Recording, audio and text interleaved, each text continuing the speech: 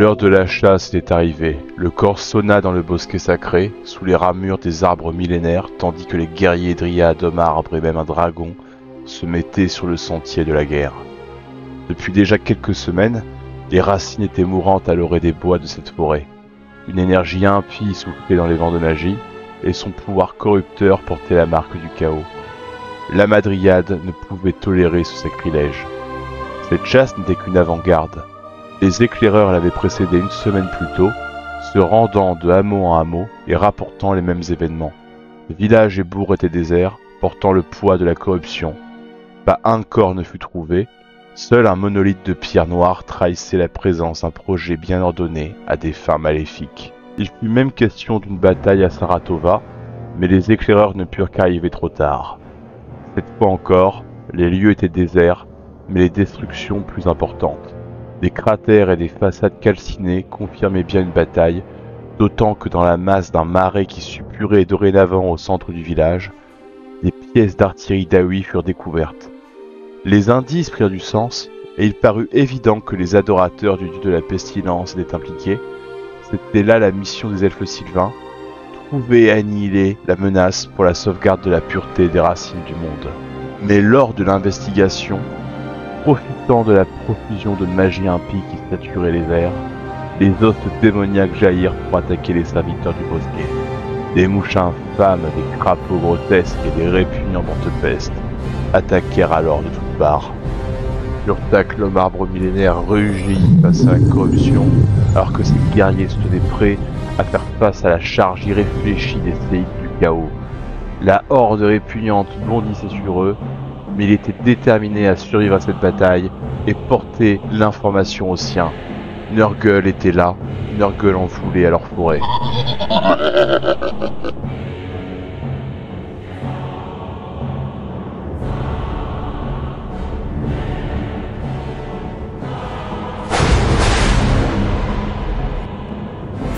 Les mouches démoniaques s'élancèrent et dans leur charge fauchèrent les malheureux archers. Animés par un redoutable esprit de vengeance, les revenants s'élancèrent à l'assaut des mouches pour les châtier. Les créatures ne purent rivaliser avec la fureur des fils du bosquet, et 2 d'entre elles furent éliminées, tandis que la dernière, prise de panique, préféra quitter le champ de bataille. Les grotesques crapauds, créatures corrompues par Nurgle ou peut-être l'une de ses viles créations, chargèrent au signal de leurs cavaliers les hommes arbres pris au dépourvu. Les 2 tiers de leur groupe furent fauchés, alors que les lames rouillées infectaient leur écorce qui se flétrissait et que leurs rameaux tombaient en lambeaux. L'esprit sylvestre riposta, mais il n'infligea qu'une blessure légère à l'une des créatures. Le sort des hommes arbres excita la colère du dragon, qui s'élança dans les airs pour tomber avec fracas au milieu des mouches corrompues. Il ne fit qu'une bouchée des villes créatures et rugit son contentement face à cette victoire facile contre ses adversaires détestés. Mais Nurgle, dans sa grande générosité, n'oublia pas ses enfants, et leur capacité surnaturelle de régénération leur permit de survivre au coup de la bête, qu'ils blessèrent même en retour.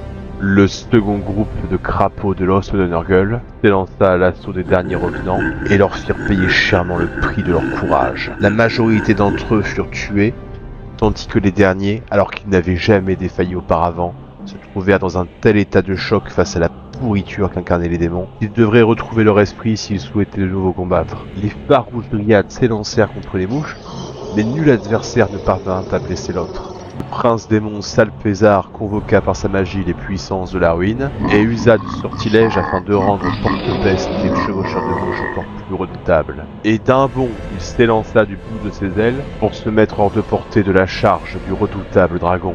Le dernier homme arbre prit le risque d'une charge héroïque dans les crapauds afin d'oxyre l'une des créatures qui était douloureusement blessée. Malheureusement, l'esprit sylvestre finit dévoré. Toutefois, avant de rendre son dernier souffle, porta le coup fatal à la bête. Non loin, les porte-peste et leurs montures ailées voulurent réaliser le même exploit, et les 2 dernières créatures finirent tuées par les dryades. Urtak rugit et incanta la magie des forêts, mais son sort fut déjoué. Il s'élança à la charge face au crapaud, et en oxyre un tandis qu'un autre fut blessé. En retour, l'adversaire ne fit qu'ébrécher sa rude écorce. Les porte-peste chargèrent l'homme arbre millénaire, lui infligeant de nombreuses blessures et le faisant vaciller, tandis que la créature séculaire ne parvint pas à les blesser en retour. Plus loin, d'autres porte-pestes s'avancèrent pour gagner les combats. Le bosquet s'éveilla et des forêts sacrées apparurent sur le champ de bataille. Les revenants chargèrent les crapauds, appuyant leur assaut par la magie, mais celle-ci échoua. La bête immonde ne fut que légèrement blessée, tandis que les vaillants guerriers du bosquet furent réduits à néant. Une horde de porte-pestes s'élança à la charge à l'encontre de Furtak, mais ils en payèrent chèrement le prix.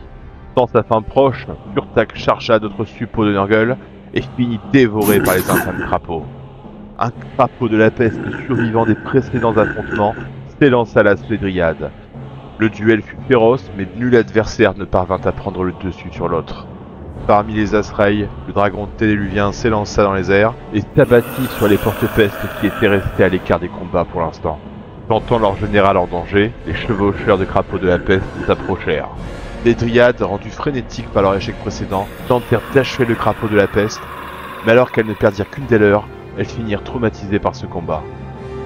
Salpézar sut qu'il était temps, il saisit le moment et s'élança à l'assaut du dragon. Les bêtes rugirent dans un claquement effroyable de griffes, de crocs et d'ailes membraneuses. Le Steed de Nurgle lança son sort le plus puissant, mais la créature encaissa l'attaque sans broncher. Les deux géants combattirent, dominant le champ de bataille par leur prestance et leur puissance. Toutefois, Salpézar ignorait bien des choses sur l'adversaire, et il se fit tailler en pièces. Rudement blessé, le démon fut pris de folie et dans sa confusion, se trouva incapable de continuer à combattre. Peut-être sa fin était-elle proche, et Nurgle lui réserverait alors une douloureuse punition. À l'insu des forces en présence, les tueurs nains avaient passé une soirée alcoolisée la veille dans les chaumières désormais désertées de leurs habitants.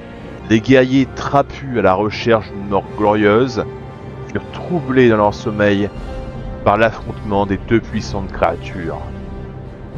Alors qu'ils comprirent enfin qu'ils allaient peut-être passer à côté de l'opportunité de racheter leur déshonneur, ils s'élancèrent au dehors afin de trouver leur destin auprès de l'un ou l'autre de ses adversaires légendaires. Peu pestes avec vaillance s'élancèrent à l'encontre du colosse d'écailles, espérant le terrasser pour protéger leur maître vénéré et accomplir leur mission au nom de leur dieu. Mais ils se trouvèrent impuissants face à l'armure du dragon, et celui-ci préféra les ignorer avec dédain, préférant consacrer force et attention à sa véritable proie. La créature s'élança contre Salpézar déjà grièvement blessé, le déchirant de ses griffes, le brisant de sa puissante queue, avant de s'en saisir du bout des crocs pour le lancer nonchalamment contre le monolithe qui explosa dans une avalanche de verre brisé. Parmi les éclats, l'observateur averti aurait distingué membres et visages, sans doute ceux des disparus de Saratova. Voyant que les tueurs nains, frustrés par leur échec, allaient désormais s'en prendre à lui, Sévrir, le protecteur des forêts, s'adressa à leur chef, Skalfgar. Le dragon était une créature ancienne, qui vivait depuis maintenant des millénaires. Il prétexta volontiers une dette qu'il aurait désormais à rembourser aux nains, afin de s'arroger les services de ces puissants et valeureux guerriers. Skalfgar, plein d'orgueil, n'accorda pas une seconde à la réflexion, et accepta l'offre. En cet instant, une alliance inattendue venait de se former. Quant à Sévrir, il devrait comprendre le fonctionnement de l'étrange relique abandonnée par le prince démon.